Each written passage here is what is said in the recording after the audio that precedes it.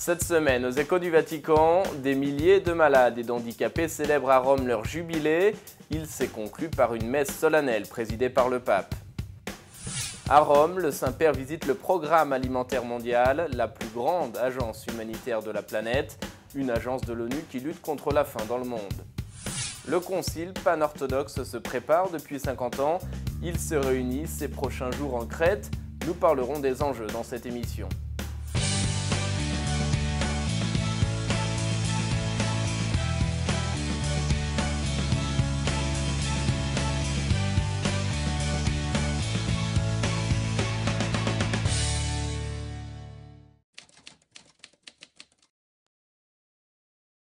Bonsoir à tous, très heureux de vous retrouver, soyez les bienvenus sur ce plateau.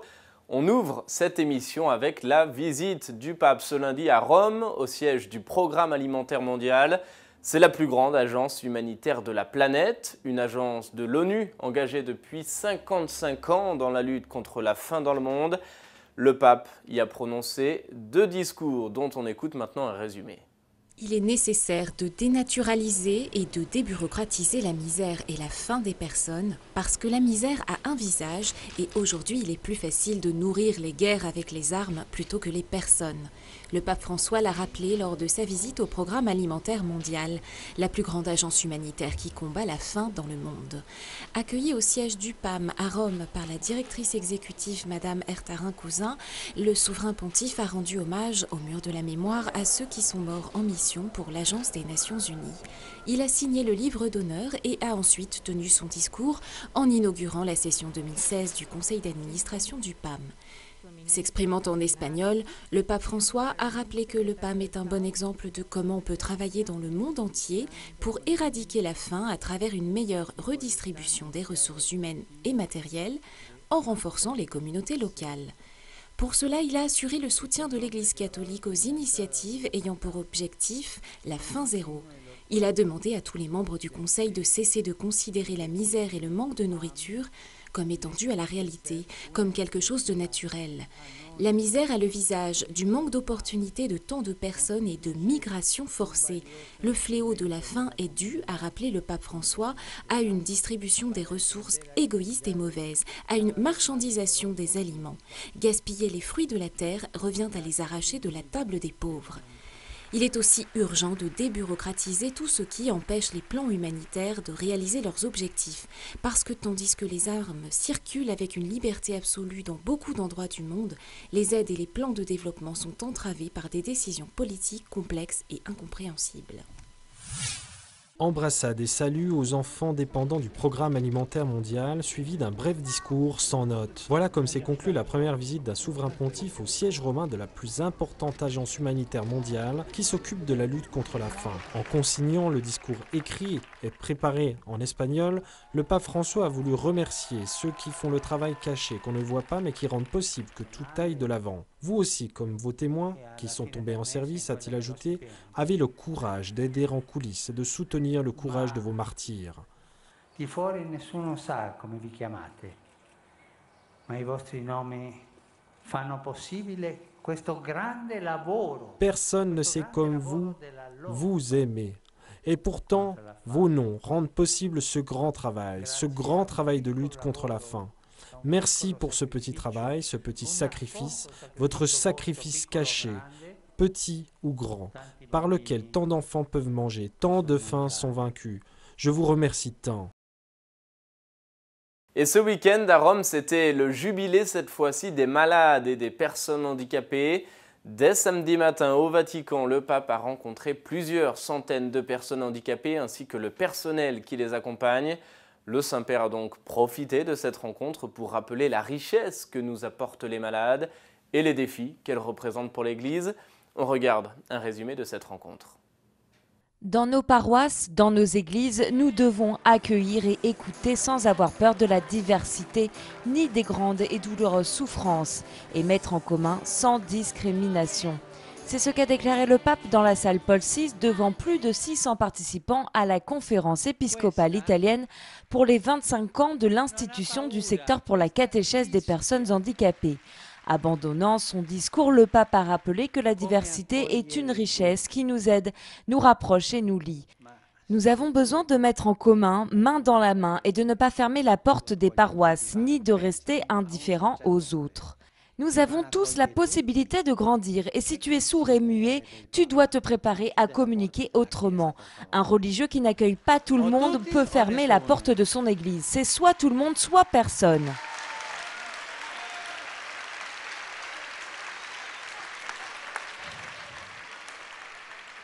Ma no, pensiamo a un prete che si difende.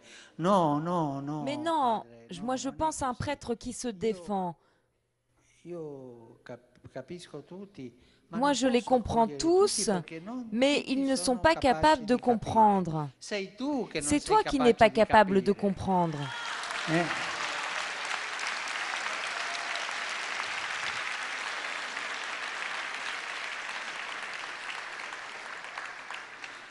E quello che deve fare il prete Et ce que tu dois faire, c'est aider les laïcs, les catéchistes et tant de gens à comprendre. A tutti a capire la fede, À comprendre la foi, à comprendre l'amour, comme avec des amis, à comprendre les différences, à comprendre comment les choses se complètent, comment un peut donner une chose et l'autre peut donner l'autre. C'est aider à comprendre. Et tu as utilisé deux jolis mots, accueillir et écouter.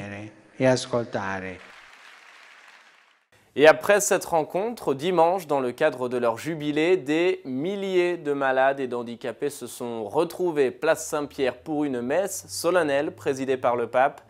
Le souverain pontife, dans son homélie, nous appelle à entourer d'amour ces personnes touchées par la maladie. Face à la pathologie de la tristesse, le Saint-Père propose la thérapie du sourire. On écoute un résumé de son homélie. Le vrai sens de la vie comporte aussi l'acceptation de la souffrance et de la limite. C'est ce qu'a souligné le pape ce dimanche lors de la messe, célébrée pour les malades et les personnes handicapées. Dans son homélie, le Saint-Père a expliqué que le monde ne devient pas meilleur s'il est composé uniquement de personnes apparemment parfaites, mais au contraire, il est meilleur lorsque croissent la solidarité entre les hommes, l'acceptation réciproque et le respect. Nous sommes dans une époque, déplore le pape, où le soin du corps est devenu un mythe de masse et donc une affaire économique. Ce qui est imparfait doit être masqué parce que cela porte atteinte au bonheur et à la sérénité des privilégiés et met en crise le modèle dominant. Il vaut mieux, regrette-t-il encore, maintenir ces personnes séparées dans une enceinte ou dans les réserves du piétisme afin qu'elles n'entravent pas le rythme du faux bien-être. Dans certains cas, on soutient même qu'il vaut mieux s'en débarrasser le plus tôt possible parce qu'elles deviennent un poids économique insoutenable en un temps de crise. En réalité, insiste le pape, quelle illusion vit l'homme d'aujourd'hui lorsqu'il ferme les yeux face à la maladie et au handicap, considérant qu'une personne malade ne peut pas être heureuse parce qu'elle est incapable de mener le style de vie imposé par la culture du plaisir et du divertissement. S'appuyant sur l'évangile de ce dimanche, qui nous présente une situation particulière de faiblesse, qui nous présente la femme pécheresse, jugée et marginalisée que Jésus accueille et défend, le Saint-Père démontre au contraire que la fragilité elle-même peut devenir un réconfort et un soutien à notre solitude. Combien de personnes souffrantes et avec un handicap s'ouvrent de nouveau à la vie dès qu'elles découvrent qu'elles sont aimées. Aimées par Jésus, dont la tendresse est signe de l'amour que Dieu réserve à ceux qui souffrent et qui sont exclus. Jésus est le médecin qui guérit avec le médicament de l'amour, parce qu'il prend sur lui notre souffrance et la rachète, dit encore le pape.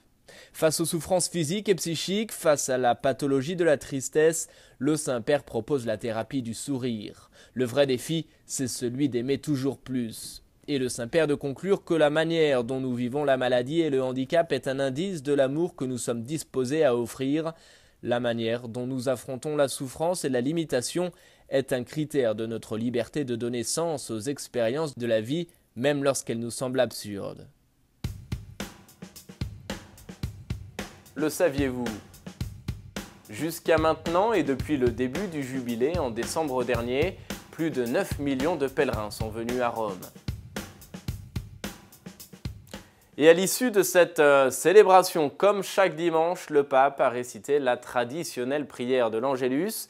Il a évoqué à cette occasion la Journée mondiale contre le travail des enfants que nous célébrions justement ce dimanche.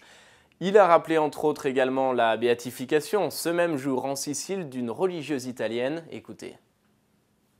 Après la messe, durant la prière de l'Angélus, le Saint-Père est revenu sur cette journée mondiale contre le travail des enfants. Il a exhorté à poursuivre ensemble l'effort pour éliminer les causes de l'esclavage moderne qui prive des millions d'enfants de certains droits fondamentaux et les expose à de graves dangers. Aujourd'hui, a déploré le pape, il y a dans le monde tant d'enfants esclaves. Le Saint-Père a par ailleurs rappelé que dans le cadre du Jubilé des malades s'est tenu à Rome ces derniers jours un congrès international consacré aux personnes atteintes de la lèpre. Le pape a salué avec reconnaissance les organisateurs et participants souhaitant un engagement efficace dans la lutte contre cette maladie. Le souverain pontife a également rappelé qu'avait lieu ce même dimanche en Sicile la béatification de Carolina Santocanale, religieuse italienne fondatrice des Capucines de l'Immaculée de Lourdes. Née dans une famille noble de Palerme en Italie, elle abandonna le confort et se fit pauvre parmi les pauvres. Elle prit le nom de Sœur Marie de Jésus et se distingua par sa tendresse envers les plus faibles. Au terme de l'Angélus, le Saint-Père a chaleureusement salué les fidèles venus participer à cette journée jubilaire pour les malades, remerciant notamment les personnes handicapées, mais aussi les médecins et le personnel de santé. Et notez par ailleurs que le pape a dénoncé, je cite, une folie meurtrière et une haine insensée à la suite de la fusillade qui a fait 50 morts à Orlando dans la nuit de samedi à dimanche. Le pape s'unit dans la prière et dans la compassion à la souffrance des familles des victimes. Il les confie au Seigneur afin qu'il puisse trouver du réconfort. Un autre sujet maintenant, écuménique, cette fois-ci, le Concile panorthodoxe qui se réunit dans quelques jours en Crète. Il se prépare depuis plus de 50 ans, c'est le deuxième du genre depuis plus de 1000 ans. Pour les églises orthodoxes, c'est l'occasion d'aborder des sujets qui touchent notamment la vie des fidèles, ainsi que les relations entre les églises orthodoxes et les autres religions. Deux délégués du Vatican assisteront à ce concile en tant qu'observateurs. Pour y voir plus clair sur les enjeux de cette rencontre, on écoute l'éclairage d'Émilie Callan. Le concile panorthodoxe devrait avoir lieu du 19 au 26 juin prochain en Crète. Il rassemblera une vingtaine d'évêques de 14 églises autocéphales, le plus grand nombre de participants à ce jour pour une telle réunion. Ils aborderont des sujets majeurs dont la mission de l'Église orthodoxe dans le monde contemporain, les relations entre elle et avec les autres églises chrétiennes, l'attention pastorale pour les personnes qui vivent en dehors des territoires orthodoxes traditionnels, l'autonomie des églises et de quelle manière elle est définie, l'importance du jeûne et le sacrement du mariage. Grâce à l'invitation du patriarche Bartholomée Ier de Constantinople, des représentants d'autres églises chrétiennes y participeront. Le pape François a choisi d'envoyer des membres du Conseil pontifical pour l'unité des chrétiens, son président, le cardinal Kurt Koch, ainsi que son secrétaire, Monseigneur Brian Farrell. Pour le Vatican, la réunion est donc l'occasion de faire une mise au point sur les relations entre l'Église catholique et l'Église orthodoxe. Tous les processus qui soulignent et renforcent l'unité entre les disciples du Christ est une qualité des évangiles, a expliqué Monseigneur Farrell.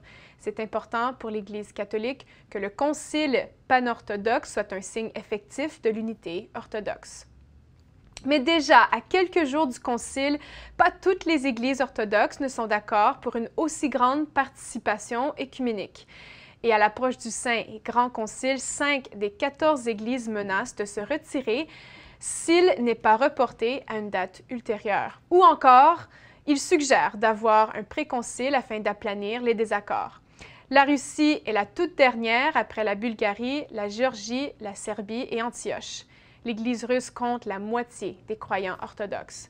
Mais le côté écuménique de l'événement n'est pas le seul point de discorde. On critique notamment certains des textes qui ont été rédigés pour la réunion et sur lesquels les évêques doivent voter pendant le concile. Dans une déclaration le 6 juin dernier, le patriarche et coordinateur de l'événement Bartholomée Ier a insisté sur le fait que les textes avaient été approuvés lors d'une assemblée en janvier dernier. Il a manifesté son désir de poursuivre avec le concile malgré les divisions. 50 experts orthodoxes ont de plus envoyé une lettre à chaque église encourageant toutes les églises à y participer. Monseigneur Farrell a souligné son espoir pour la réalisation du concile qui est un pas dans la bonne direction afin de répondre aux multiples défis rencontrés dans la société aujourd'hui, disait-il, et pour que les églises orthodoxes puissent y répondre comme un corps unifié et non comme des entités indépendantes.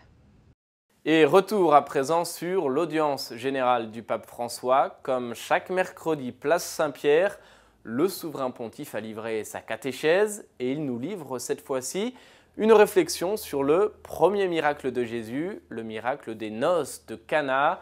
Il s'agit d'ailleurs bien plus que d'un simple miracle, c'est ce qu'explique le Saint-Père. On écoute d'abord un extrait de sa catéchèse et ensuite un résumé.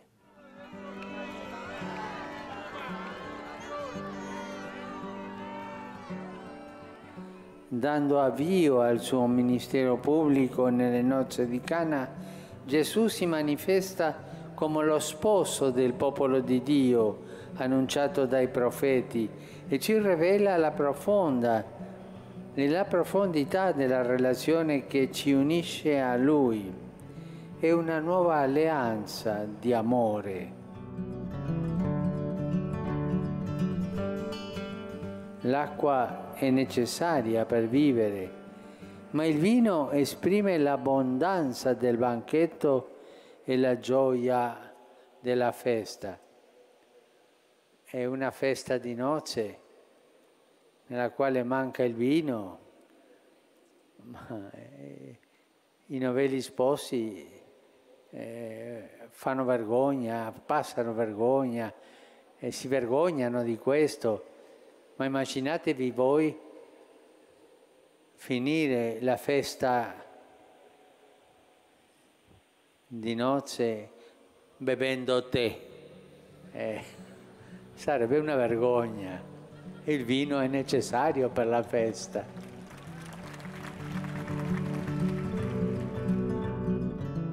Vorrei salutare un gruppo di coppie che è lì al fine, che celebrano il 50° di matrimonio.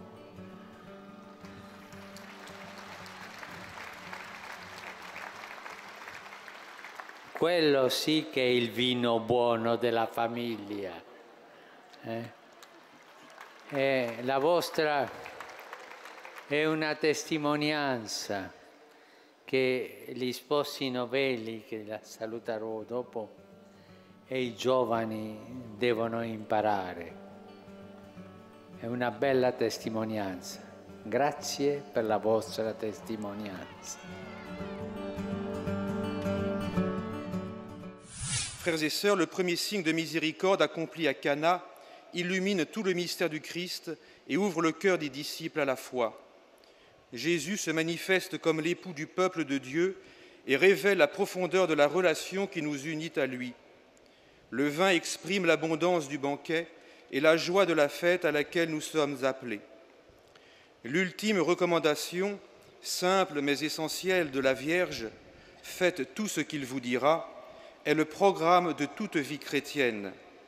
Il s'agit de s'en remettre à la parole de Dieu pour faire l'expérience de son efficacité dans la vie. À Cana, Jésus livre le secret de sa personne et le but de sa venue parmi nous. L'époux inaugure les noces qui s'accompliront dans le mystère pascal. Il se lie à ses disciples par une alliance nouvelle et définitive.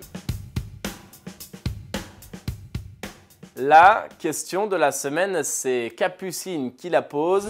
Elle s'interroge sur l'origine de l'audience générale hebdomadaire Place Saint-Pierre. Eh bien, l'audience générale du mercredi a été instituée par le pape Pie XI en 1925. Il souhaitait à cette occasion rencontrer les fidèles de son diocèse ainsi que les pèlerins venus d'ailleurs. C'est aujourd'hui un rendez-vous qui attire chaque semaine plusieurs milliers de personnes. Vous avez peut-être vous aussi une question à poser, alors n'hésitez pas, envoyez-la moi sur la page Facebook de Ciel et Lumière ou par courriel à l'adresse suivante info@ciel-et-lumière-tv.org. Voilà, et c'est ainsi que s'achève cette émission. Merci d'avoir été avec nous, merci de votre fidélité. Je vous souhaite à tous une agréable fin de soirée et je vous dis à la semaine prochaine pour de nouveaux échos du Vatican.